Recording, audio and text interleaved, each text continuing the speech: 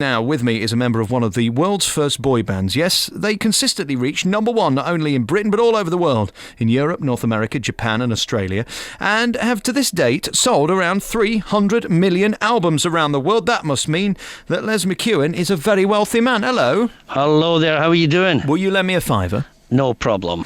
Your manager, he ripped you off, did he? Oh, God bless his cotton socks. He probably needed to steal all our money to pay for his love of satin sheets. That's what it was. Yeah, very expensive back in the 70s. You know, nowadays you can buy them from Argos, Tesco and all that stuff, but back in the day they were, what, £10,000-15,000 for one well-made Egyptian satin sheet. Do you have any idea roughly how much money he took out of your coffers personally? You know, it's just kind of unknown. Nobody has any idea really how much he tea-leafed out of us, because he was always doing dodgy deals, cash deals, backhanded things, you know. So we don't really know, but his personal fortune would reflect possibly the amount of money that he thieved. So, you know, over 6 million quid. He's of course now dead, so we can talk about it. 300 million albums. I'm guessing you've got to have made at least 300 million quid, haven't you? I have. I've got it in my back pocket right now. And what's your address? I'll send that fiver up. How does it feel to know, though, that you were working hard, doing all the hard work, and this man basically took advantage of you because he was sorting out the finances? It's not nice, is it, at the very least? Well, he was sorting out the finances, but he just wasn't sorting out our finances. You know, for many a year I felt quite bitter about it, but was unable to do anything about it because at the time of signing contracts with Mr. Payton, we signed also, he had our power of attorney because we were young kids. Of course, nowadays that kind of contract would be thrown out of any court because you could possibly do that without you consulting people's parents and all that kind of stuff. More than likely the contract was illegal anyway, but it gave him the power to open and close our bank accounts, put money in it or take money out of our bank accounts and such like. And of course we were living in our little bubble, having a great time, must say, just absolute ball on the road, singing to thousands of girls who absolutely loved us and threw themselves at us morning, day and night. That part was occupying most of the left and right hand side of my brain, so I didn't have time to think about money. How fun was it during your heyday? I mean, was it as hedonistic as it gets? It was, yeah, very, very hedonistic. You know, you would like the most sought after guy on the planet type of thing, you and your mates, and everything came ready and willing, you know. And you could have anything in those days, stay in the best hotels, presumably fly first class around the world. We did, yeah. And then one day you wake up and you're not, and you can't, and you haven't even got the money to do it because your boss has nicked it. Yeah. When you came down from that high, what was your life like? It was a long time on falling down those stairs all the way down into the basement of life. But you know, it's a tough knock, but it's something that happened and to me, and it happened to the other guys, I'm sure, to various degrees. Everybody handles it differently. Is it a price worth paying? I would say that in my life in particular, I think it was rather cruel the last 10 years, well, going back 5 years, the last 10 years before that, but I'm not sure if it's something to do with the basic roars or if it's just part of me not being able to deal with life at certain points of my of getting older, if you know what I mean. They've now done the musical story of the Bay City Rollers. It is going to be on February 19th at the Picture Drome. That'll be in Holmfirth. Seeing your life up in pictures and the downsides and the upsides, what was that like?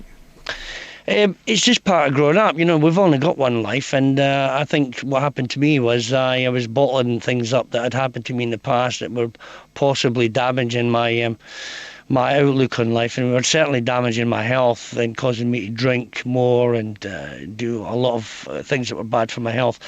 And so I had to do something about it. In August 2008, I did. I completely stopped drinking, went into rehab and reevaluated everything and trying to now put everything back on a positive spin. The Rollermania show is an example of the rehab, what do you call it, philosophy of turning everything on its head. But forget about the negative, throw away the negative, replace it with the positive and see how he goes. And it's been working for me. It's been great because I keep thinking positive now. I've got this positive show, Rollermania, which talks about only all the positive things that happened in those few years we were at the top and we turned the world tartan. Just touching back then on the booze side of it, can you remember half of the 60s, 70s, 80s? When did you come down off the high? Well, let me think. I mean, are we talking alcohol here, or are we just talking the general high of being in the basic rollers? Yeah, start with the booze. Well, the booze never kicked in until possibly, I'd say, early 90s, started sort of going partying, binge drinking and all that kind of stuff. And it wasn't until 2002 that it really took me over. And from 2002 to 2008, I did a lot of damage to myself, my career, my body. But and that was really just a long, painful come down from probably being as high as a kite with the basic rollers in more ways than one. So, God, it's difficult to talk about all this in the small amount of time that we've got together here on the radio. But suffice to say that I was like on the top of the world, having a great time for 4 years. Then it all went south. And it took from that time till about 2008 for me to get over it. And that feeling of standing on a stage in front of thousands, and they know who you are, they love you, they want to be you, they want to be part of your life, and they're paying to see you. Is there anything can compare to that high? Not really, and I think that's what I realise and that's what I value these days, because I'm able to get back my appreciation for that very feeling that kicked me off in the music business when I was 15. So I'm back at square one, enjoying the music, enjoying the fans coming along. I'm enjoying all the aspects of it. When you read these stories, just Googling you, it comes up with some pretty hideous stories on the internet. Of course, your manager not only screwed you financially, but also had talk of paedophilia and things like that. It all got very, very dark, didn't it? It did die. I mean, it's not unique to the basic rollers. My own situation was when I was abused when I was a kid, and I put it under my psyche and forgot about it, and it wasn't until later on, post 1990s, that all that start to eat away at my brain. You could eat away at my self-esteem and eat away at me, because you start looking for reasons why maybe you're not famous anymore. And yeah, it's a tough old world, but we're just because we were famous, or I was famous, it seems to be exploded and made larger than life, and as if I'm the only one that ever happened to. But there's thousands, if not hundreds of thousands of people, even in this country, that have been infected some way with the physical abuse, psychological abuse, and addiction. And what we need to do is we need to make the world a better place for them to get good help when it all comes down. It could happen to you, it could happen to anyone who's listening to your show. They could have a tough time with their brain and fall off the edge. And we as a society need to be there to catch them when they fall and help them back and guide them back into a safe world. How old were you when you were abused? I was, I think it was about 18. So you were an adult by that point then? Well, you could say so. And you've now come to terms with it. Have you had counselling and stuff like that? I have. I had three months of rehab for the alcohol, and part of that was, it was more or less every waking hour we were having sessions about different things, homeopathy, being hypnotised, talking to counsellors, doing exercise, doing other things to build up your self-esteem again and to readjust you back into normal life. Another thing that's talked about on the internet is rumours of you being bisexual. Is this something you talk about publicly, or is this just a lie? No, there's nothing wrong with being a bit bisexual. And this is the way you live your life, is it? Not at the moment, no. I mean, that was something that was exclusively related to consuming large amounts of cocaine, ecstasy, and alcohol. Have you written an autobiography, Les? 2002, it's called Shang-a-Lang. I'm going to go and buy it now. It seems like a fascinating life. At that point, had you discussed all the things we've mentioned, alcoholism, abuse, bisexuality? No. That's in my upcoming autobiography, which takes my life from the year 2002 onwards. Up to date, if you know what I mean. When did you realise you were bisexual? Well, I think actually probably before I was 18, but just you know what young people do when they're fooling around. I mean, I was quite the lad at school, and we did occasionally have 2 or 3 people involved in, let's say, fooling around, if we can say that. What, guys and girls? Yeah. And I mean, it started like, let's say, a couple of guys with a girl, and then it got bigger and things, you know, got into party mode. And I suppose that's when that kind of thing happened. But it was never something that I thought was really disgusting or unusual in any way. It wasn't until you start seeing other people's reaction to gay people and bisexuality, that's when you start to have the problem with it, because you think, oh, look, wait a minute, everybody else thinks this is a bit weird. Well, a lot of people think it's greedy, don't they? I mean, I would be bisexual, but I wouldn't want to be turned down by both sexes. Do you know what I mean? Were you straight when you were in the group, or were you still Arthur and Martha? I think during the group there was far too many females throwing themselves at me to even think about batting for the other side. A thing I've heard in the past, and see how you go with this, I don't know whether it's true or not, is that some guys end up bisexual because it's easier to pull other guys than it is women. Is there any truth in that? I've no idea. You've never had a problem either way? No. And where are you now then in your life? No drink anymore? I mean, because you are an alcoholic, you never stop being that, do you? Well, that's what they say. They say it's a disease and all that kind of stuff. I don't believe it. I think it's mind over matter. And I don't think that alcohol matters anymore in my life. If I have a drink, I have a drink. If I don't, I don't. But I'm not addicted to any substance at the moment.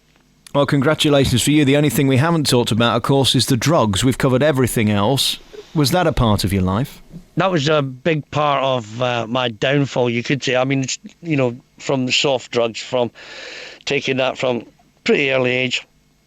But when we went to America in 1976, that's when the cocaine kicked in.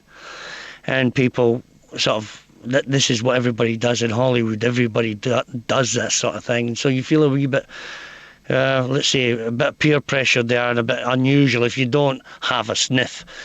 And then one sniff leads to another sniff, needs to you buying it, needs to you, well, for me, I was a bit greedy with that kind of stuff. And it came to a head somewhere around 2004, where I completely gave up that kind of stuff. And in fact, any illegal substances at all. You know what's the irony about all of this, Les, is that you were so clean cut. I mean, the Bay City Rollers had that boy band image that they were as pure as the driven snow. Little did we know that we'd got homosexuality going on, bisexuality, abuse, we'd got drugs, we'd got drink, we'd got all kinds of debauchery going on. Yeah. You managed to cover it very well, if you don't mind me saying. Well, I think in the early days what happened was when the Bay City Rollers became famous, all of the things that were positive were true. I mean, none of us drank. Okay, Alan had the occasional pint.